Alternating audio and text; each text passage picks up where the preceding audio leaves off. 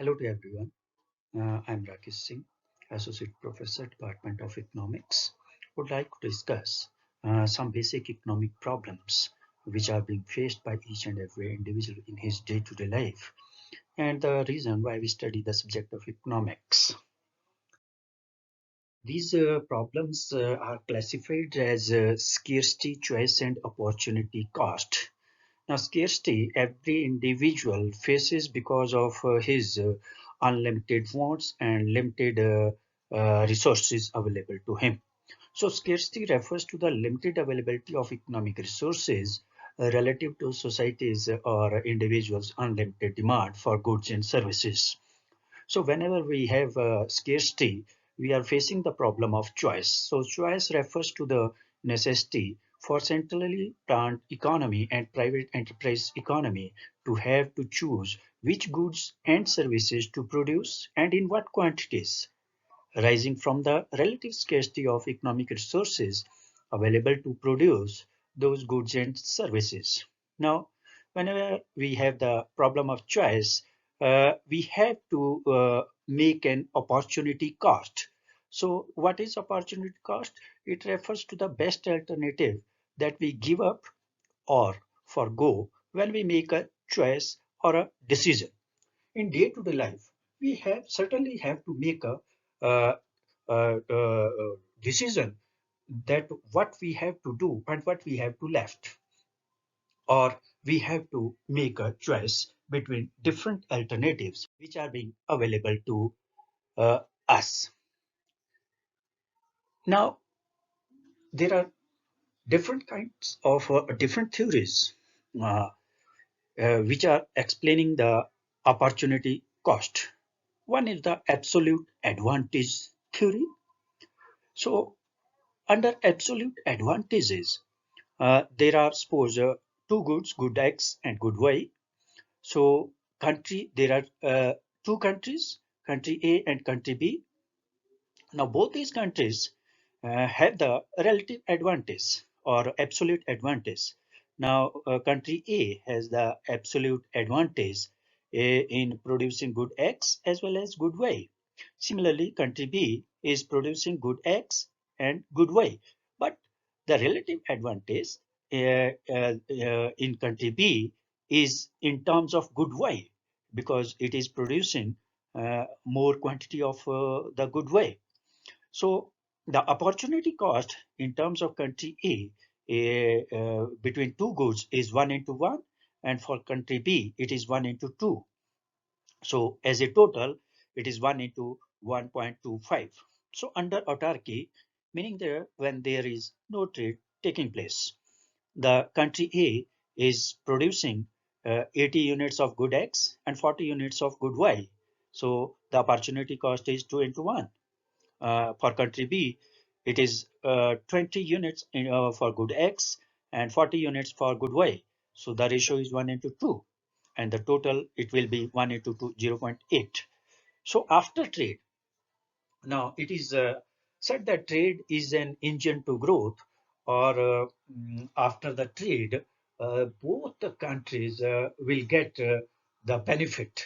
So after the trade, now country A is producing good X, uh, which is equal to 120 units and 0 unit of good Y.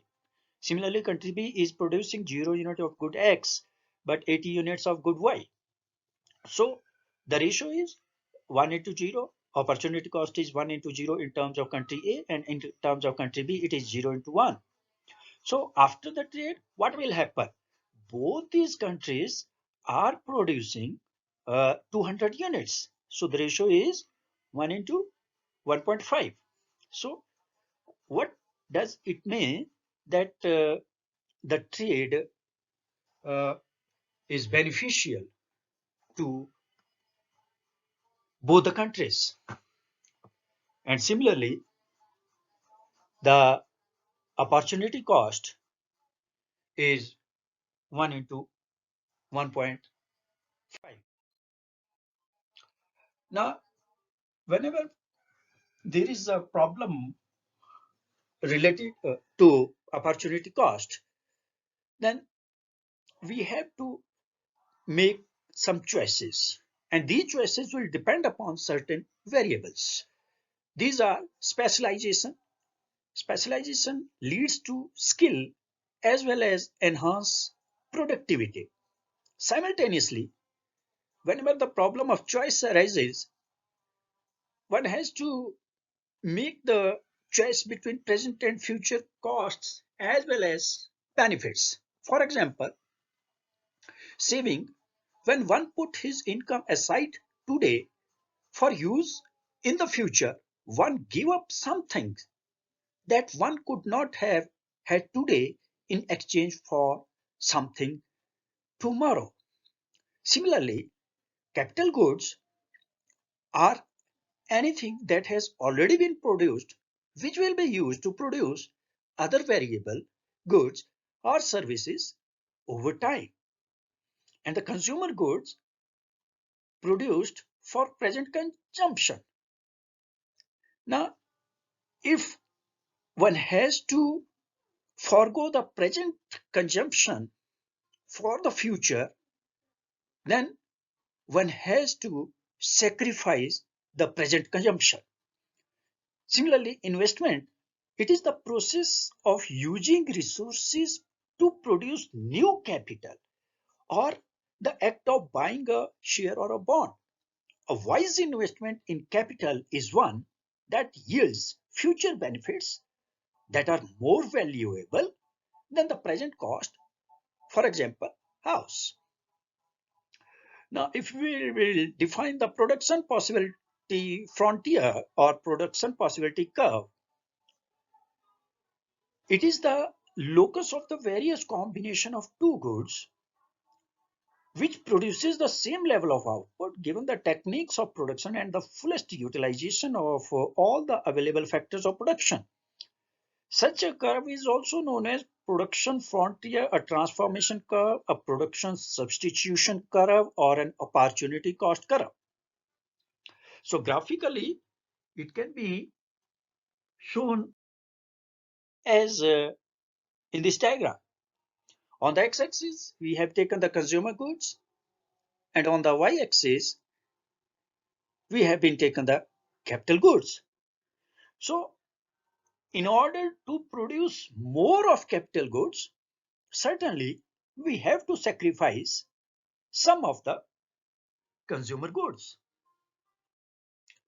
Now, these are the basic economic problems which are being faced.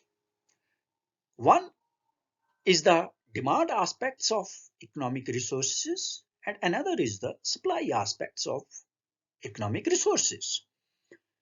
Now, as far as the demand aspect is concerned, it is related to the unlimited human wants, and these unlimited human wants are repeatable nature of human wants. These are repetitive, because a consumer will not feel perfectly satiable, or he will not reach the point of bliss. Similarly, supply aspects of economic resources related to the scarcity of resources, and whenever we have scarcity of resources, then we have to make the choices, that is alternative uses of resources. Now, these will lead to preparation of scale of preferences.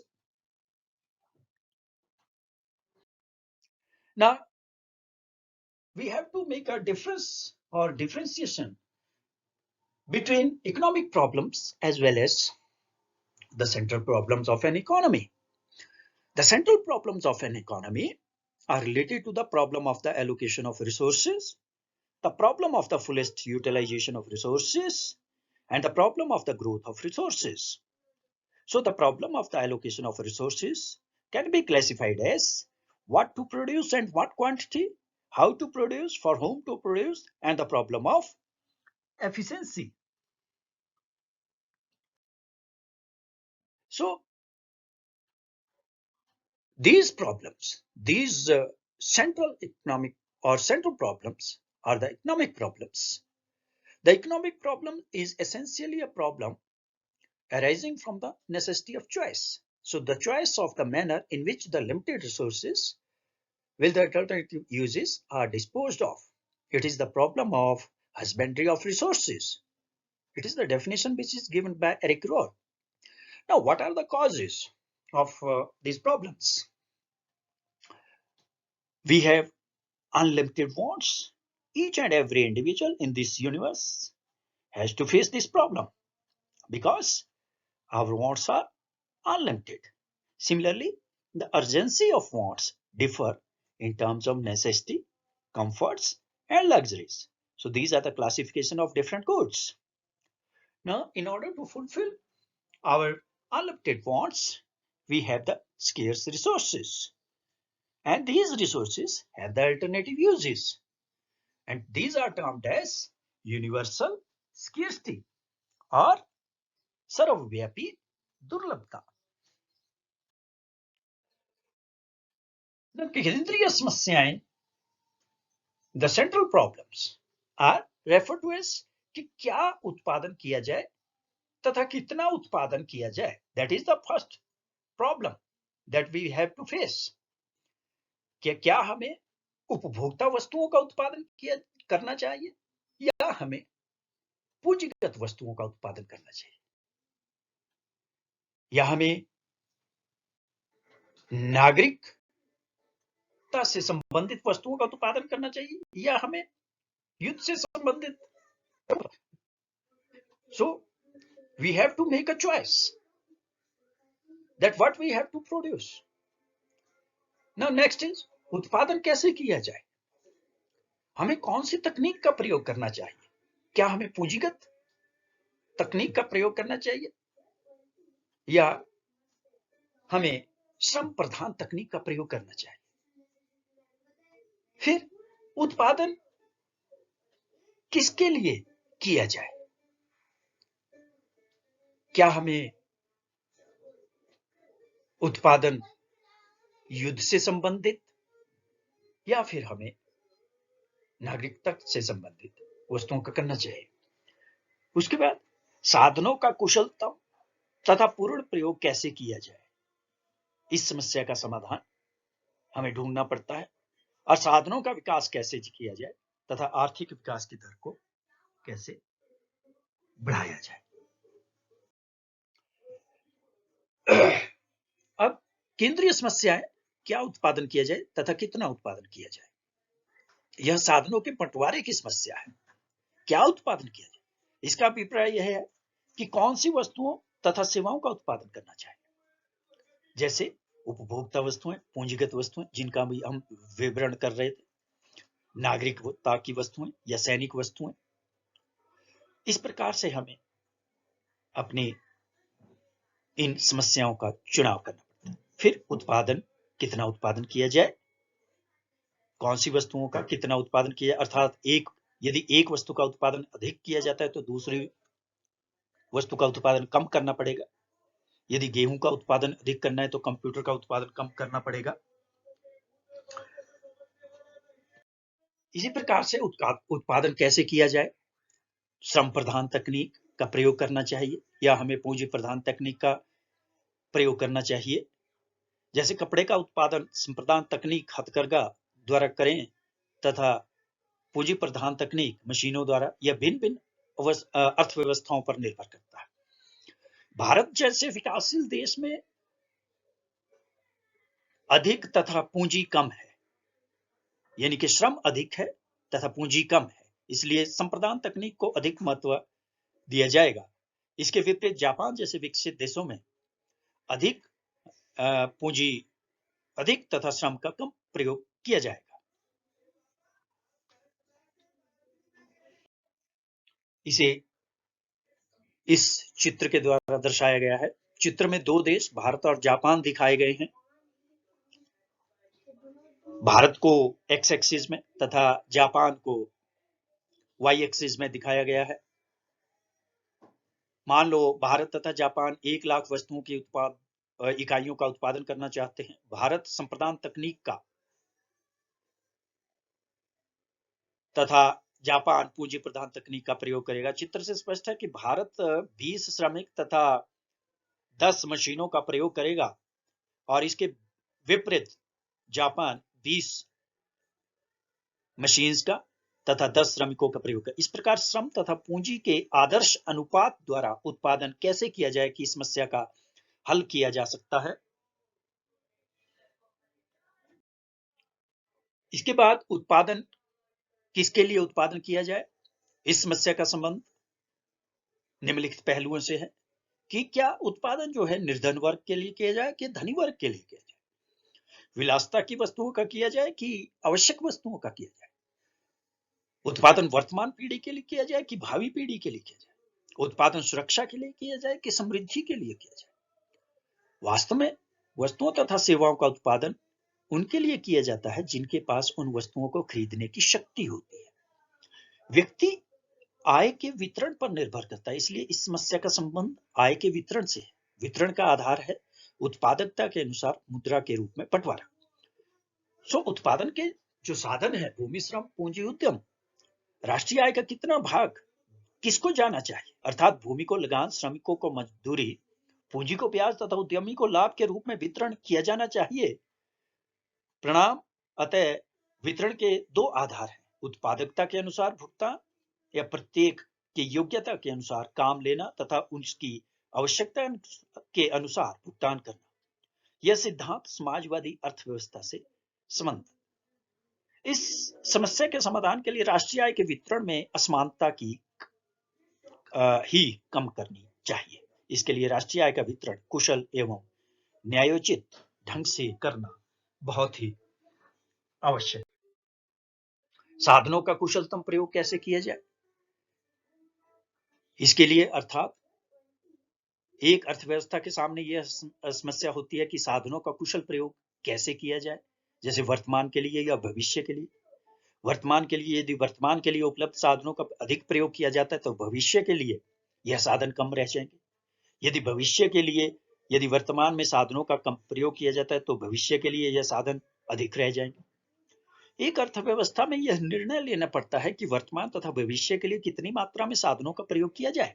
इसके पश्चात साधनों का पूर्ण उपयोग करना चाहिए ताकि न्यूनतम लागत से अधिकतम उत्पादन हो सके, अर्थात साधनों का व्यर्थ प्रयोग ना हो।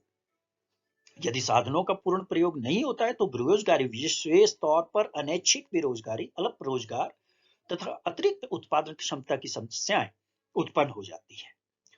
इसलिए प्रत्येक अर्थव्यवस्था इस प्रकार की समस्याओं को दूर करना चाहेगी। अर्थात अर्थव्यवस्था के सामने यह समस्या होती है कि साधनों की बेकारी कैसे दूर की जाए, अर्थात पूर्ण रोजगार कैसे प्रदान किया जाए। इस समस्या का समाधान है कि श्रम की मांग तथा पूर्ति में मजदूरी की दर के द्वारा तथा पूंजी की मांग तथा पूर्ति में ब्याज दर द्वारा संतुलन स्थापित किया जाए। इससे सभी साधनों को रोजगार प्राप्त हो सकेगा। साधनों का विकास कैसे किया, प्रत्येक अर्थव्यवस्था में साधन सीमित है।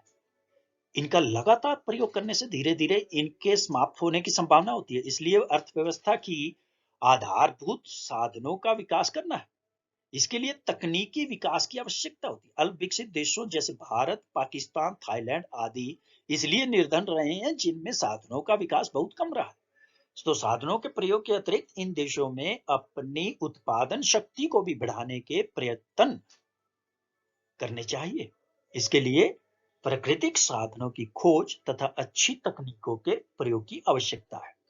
आर्थिक विकास की दर को कैसे बढ़ाया जाए, विश्व की प्रत्येक अर्थव्यवस्था आर्थिक विकास की समस्या का सामना कर रही है। प्रत्येक अर्थव्यवस्था का उद्देश्य लोगों के जीवन स्तर को ऊंचा उठाना। इस उद्देश्य की प्राप्ति के लिए आर्थिक विकास की दर जनसंख्या की वृद्धि की दर से अधिक होनी चाहिए। आर्थिक विकास की दर में वृद्धि करने के लिए निम्नलिखित निर्णय लेने पड़ते हैं कि निर्धनता के दुष्चक्र के तोड़ने के लिए बचत, निवेश तथा पूंजी निर्माण की दर कैसे बढ़ाई जाए, उत्पादन की नवीन तकनीक का विकास और उपयोग कैसे किया जाए, प्राकृतिक साधनों का प्रयोग कैसे किया जाए।